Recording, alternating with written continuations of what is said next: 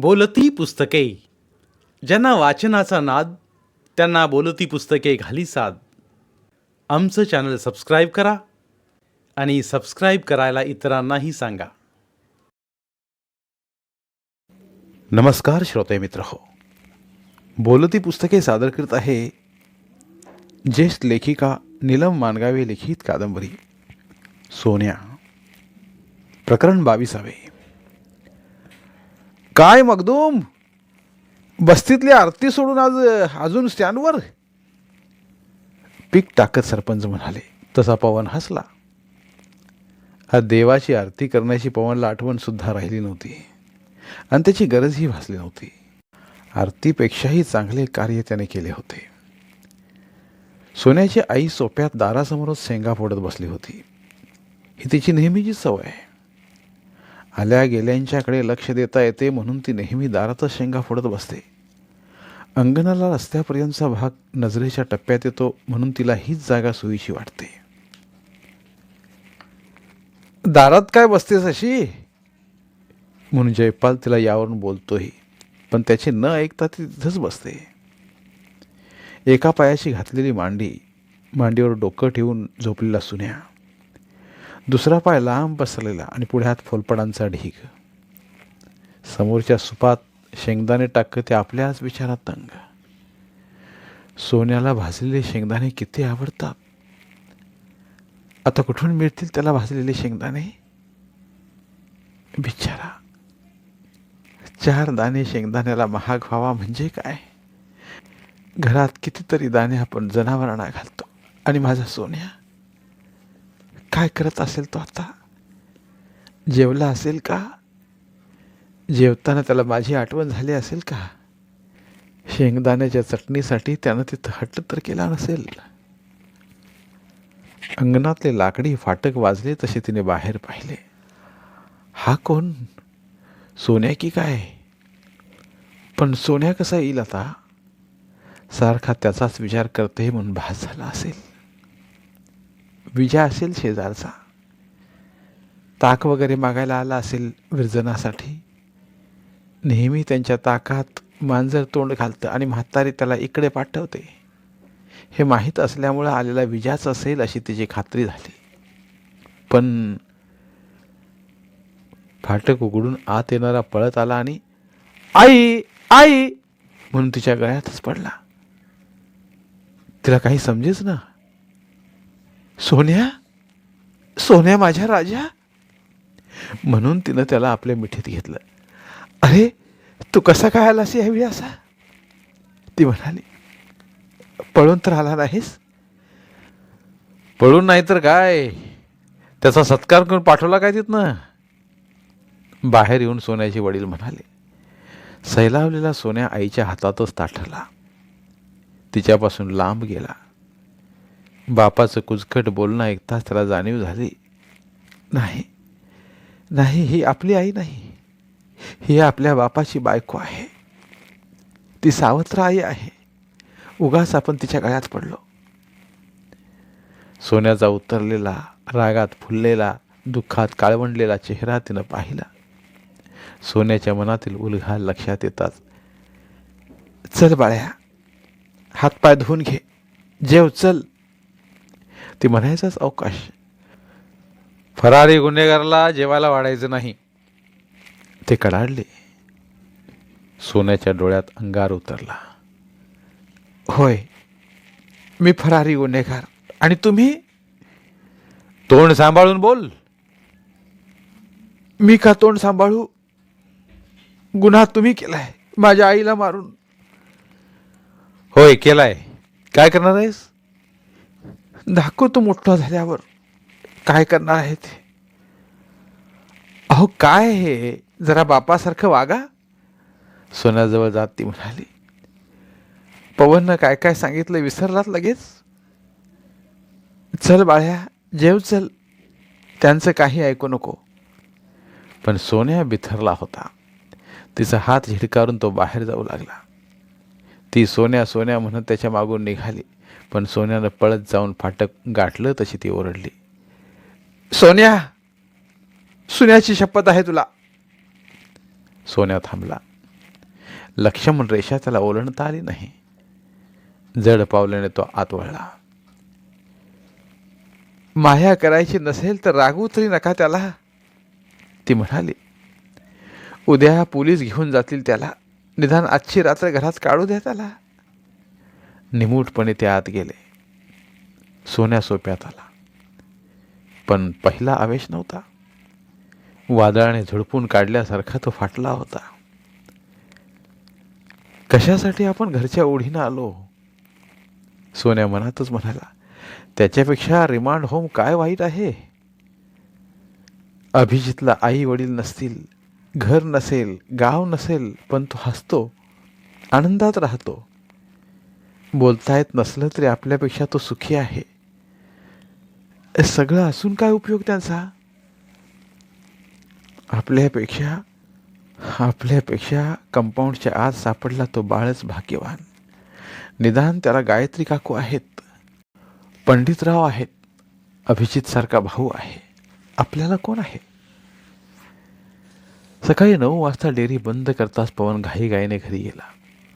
सोन्याला कचेरीत सोडून यायची जबाबदारी त्यानं आपण होऊन स्वीकारली होती. रात्रीच त्यानं सोन्या गावात आल्याची बातमी फोन करून इन्स्पेक्टरना सांगितली होती आणि त्याच्यावर विश्वास ठेवून इन्स्पेक्टरांनी त्याच्यावर सोन्याची जबाबदारी सोपवली होती. सागर गावी गेल्यामुळे डेअरी सांभाळताना त्याच्या नाकी 9 आले होते, पण सोन्यासाठी त्याने ते निभावून नेले. तरी कोळ्याचा तुका म्हणालाच की काय गडबड आहे, कशासाठी एवढी घाई चालली आहे, असं म्हणून उत्तर देण्यात ही वेळ न दवडता पुढच्याची किटली ओतून घेताना त्याने त्याचे बोलणे ऐकूच आले नसल्याचे भासवून वेळ मारून गेली होती. घरात आल्यानंतरही कपडे बदलून बाहेर जाण्यासाठी त्याने गाडीची चावी हातात घेतली. एवढ्यात कुठं रे निघालायस एवढ्या गडबडीत, त्याच्या आईनं विचारलंच. काही नाही, जरा शिरोळला जाऊन येतो. शिरोळला आणि काय काम काढलंस? काही नाही ग, जरा वैतागल्यासारखाच तो म्हणाला. सोन्या पळून आलाय काल, त्याला जरा कचेरीत सोडून येतो. नसती पंचायत कुणी सांगितली आहे तुला? तुला काही कामं नाहीत होय सगळं सोडून त्याच्या पाठीमागं पळायला? तू गप्प बस बघू, काय करायचं ते मी करतो.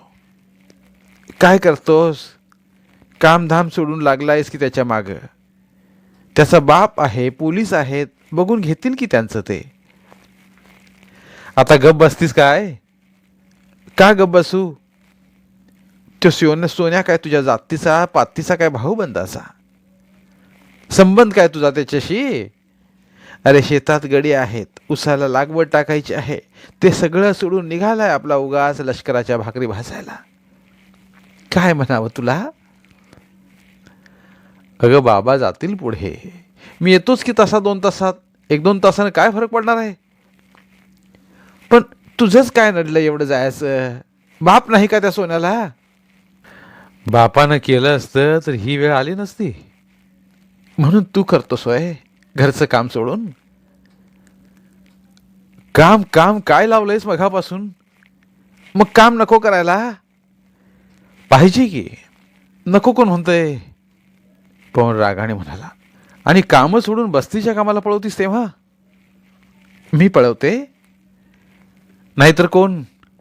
मागच्या वर्षी उसाची तोड आली होती, नाही म्हटलं तरी हातकणंगलीच्या पूजेला पाठवलंस. तेव्हा कामापेक्षा पूजा मोठी होती वाटतं. आजकाल फार बोलायला लागलायस. बघावं तेव्हा देवपूजा काढत असतोस, परवाही तसंच केलंस. मी नाही केलं, तू काढलंस भांडण उकरून. भांडण नको काढू तर काय करू? गावात एवढी मोठी मिरवणूक निघणार होती, शांतीसागर महाराजांची पुण्यतिथी होती, तर तू लक्षा चांबाराची बायको भाजून घेतली म्हणून लक्षाबरोबर तिला घेऊन सांगलीला गेलास. मग काय चुकलं माझं? उलट शांतीसागरानं समाधान वाटलं असेल.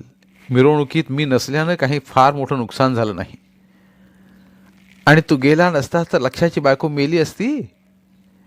हे बघ, पुन्हा भांडण उकरून काढायला लागलीस तू. आत्या, तुम्ही गप्प बसा बघू, पवनची बायको कमल म्हणाली. तुम्ही जावा हो. सोन्याला व्यवस्थित पोचवून परत पळून येऊ नकोस म्हणून समजावून सांगून या. आपल्या पत्नीकडे अभिमानाने पाहत पवन घराबाहेर पडला. सासू आपल्या सुनेकडे खाऊ की गिळू डोळ्यांनी पाहू लागली. पवनच्या आईला समजलं नाही की सुनेला खरंच सोन्याबद्दल कळवळा आहे की नवऱ्याची बाजू घेऊन सासूच्या विरुद्ध बोलून तिला खाली घालायचा विचार आहे. पवन सोन्याच्या घरी गेला. सोन्या त्याचीच वाट पाहत बसला होता. घरातून त्याचं मनच उडालं होतं. रात्री तो व्यवस्थित जेवलाही नव्हता. शेंगदाण्याची चटणी, भाजलेले शेंगदाणे बरोबर असूनही जेवण्याची त्याची इच्छाच मेली होती. त्यापेक्षा रिमांड होममधील सगळ्यांच्या बरोबरीनं खाल्लेली भाजी भाकरीच बरी, असा विचार करून त्याने पोटाची खळगी भरली होती. सोन्याला गाडीवर बसवून घेऊन पवन निघाला. जाताना सोन्याने सुन्याचा मुखा घेतला, मात्र त्याने आईकडे पाहिलेही नाही. त्याचा ध्रुव झाला होता. सावत्र आईचा बागुलबुवा पुन्हा एकदा त्याच्या मानगुटीवर बसला होता. मारुतीच्या देवळाजवळ नागेश दिसताच नाग्या नाग्या म्हणून त्याने पवनला गाडी थांबवायला सांगितली. गाडी थांबवायचाच अवकाश टुनकन उडी मारून तो नागेशच्या गळ्यात पडला. त्याने नाग्याला मिठी मारली आणि म्हणाला, नाग्या, किशा शकील कसे आहेत आणि मिनी कशी आहे? येते का रे ती शाळेला रोज? हसते की रडवी असते? आणि माने सर काय म्हणतात? माझी आठवण येते का रे तुम्हाला? सोन्याच्या एकाही प्रश्नाला उत्तर न देता नागेश म्हणाला, सोन्या, जाऊ नकोस, थांबणार रे तू इथंच. सोन्या, तू गेल्यापासून शाळेला जाऊ वाटत नाही रे. खरंच सोन्या, गळ्या शपथ, जीवच गमत नाही आमचा. सोन्याचे डोळे भरून आले. नाग्या, लवकरच येतोय मी, मग तर झालं. चल सोन्या, उशीर झालाय. पवन म्हणताच पुन्हा एकदा नाग्याला मिठी मारून सोन्या गाडीवर येऊन बसला. सोन्या दिसेनासा होईपर्यंत नाग्या पाहत राहिला. शिरोळला जाऊन तेथून कोल्हापूरला जाईपर्यंत संध्याकाळ झाली होती. पवन शिरोळहूनच परत गेला होता, पण यावेळी सोन्या रडला नव्हता की त्यानं तोंडही वाकडं केलं नव्हतं. उलट तो पवनलाच म्हणाला, पवन दादा, तू काळजी करू नकोस हं. आता मी पुन्हा पळून नाही येणार. आता मी रिमांड होमलाच घर समजून राहीन. पवनच्या पोटात गलबलून गेलं होतं, पण सोन्यानं त्याला हसत निरोप दिला होता. रिमांड होमच्या व्हरांड्यातच त्याला गायत्री काकू बाळाला मांडीवर घेऊन बसल्या दिसल्या. पंडितराव तिथंच उभं राहून रामा वॉचमनला काही सांगत राहिले होते. ऑफिसमध्ये अभिजित फळ्यावर काही लिहित राहिला होता. आपलं घर, आपली माणसं पाहिल्यासारखा सोन्याला आनंद झाला आणि आपल्या माणसातून पळून गेल्याचं दुःखही झालं. बरोबर आल्या पोलिसांचा हात सोडून सोन्या आत पळाला. वरांड्याच्या पायऱ्या चढून पंडितरावांच्या पायावर पडला. चुकलं नाना, चुकलं माझं, मी पुन्हा कधीच पळून जाणार नाही म्हणून रडू लागला. पंडितरावांनी उचलून त्याला आपल्या पोटाशी धरला. चुकलं ना, मग झालं तर. अरे, तू पळून गेल्याचं दुःख नाही झालं आम्हाला, पण आम्ही कमी पडलो याचं दुःख झालं. आम्ही तुला प्रेम लावू शकलो नाही, तुला आमच्याबद्दल आपलेपणा वाटला नाही म्हणून तू पळून गेलास. आता आम्ही सुद्धा आमच्या वागण्यात सुधारणा करू. बाबा असे वागले असते तर? सोन्याच्या मनात विचार आला. अरे छा, पण आपण तरी बाबांशी असे कधी वागलोय? कधी आपण चुकलो म्हणून बाबांचे पाय धरले नाही. आपणही कधी बाबांशी चांगले वागलोच नाही. बाबा सतत रागावतात, मारतात, ही गोष्ट खरी आहे, पण आपण तरी त्यांच्या मनासारखं कधी वागलोय? मनासारखं म्हणजे नेमकं काय करायचं? आपल्याला काही कळत नाही हेच खरं, पण न कळणाऱ्याने दुसऱ्यांचं तरी ऐकावं. हो, ते खरं. आता मात्र आपण पंडितराव सांगतील तसं वागायचं. पवनदादाचं बोलणं लक्षात ठेवायचं. बाहेरचं बोलणं ऐकून अभिजित बाहेर आला. सोन्याला पाहताच अभिजितचे डोळे चमकले, हसले. त्याने मग पुढे येऊन सोन्याचा हात दाबला. पाहिलं सोन्या, अभिजितला किती आनंद झाला तू आल्याच पाहून. काकू म्हणाल्या, तू गेलास त्या दिवशी अभि संध्याकाळी जेवला नाही. माहीत आहे, तासभर तो देवासमोर डोळे मिटून बसला होता. सोन्याचे डोळे भरून आले. घरात सुद्धा आपल्यासाठी कुणी असं केलं नव्हतं.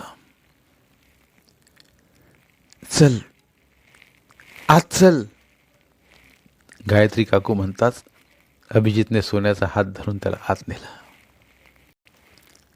धन्यवाद. उर्वरित कादंबरी पुढील भागात.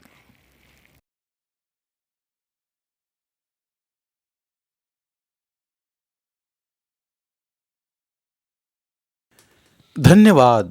प्रिय श्रोते मित्र हो, आपल्यासाठी एक आवाहन. आमच्या चॅनलच्या प्लेलिस्ट विभागात तुमच्यासाठी शेकडो कादंबऱ्यांचे ऑडिओ बुक्स उपलब्ध आहेत. तिथे प्रत्येक कादंबरीचे सर्व भाग एकत्रित मिळतील. त्यामुळे सध्या सुरू असलेल्या क्रमशः कादंबरीच्या पुढील भागासाठी वाट पाहण्याची गरज नाही. तुमच्या वेळेनुसार तुम्ही संपूर्ण कादंबरी सलगपणे ऐकू शकतात आणि साहित्याचा आस्वाद घेऊ शकता. कृपया आमच्या चॅनलच्या होमपेजवर जाऊन प्लेलिस्ट चेक करा आणि तुमची आवडती कादंबरी निवडा. धन्यवाद.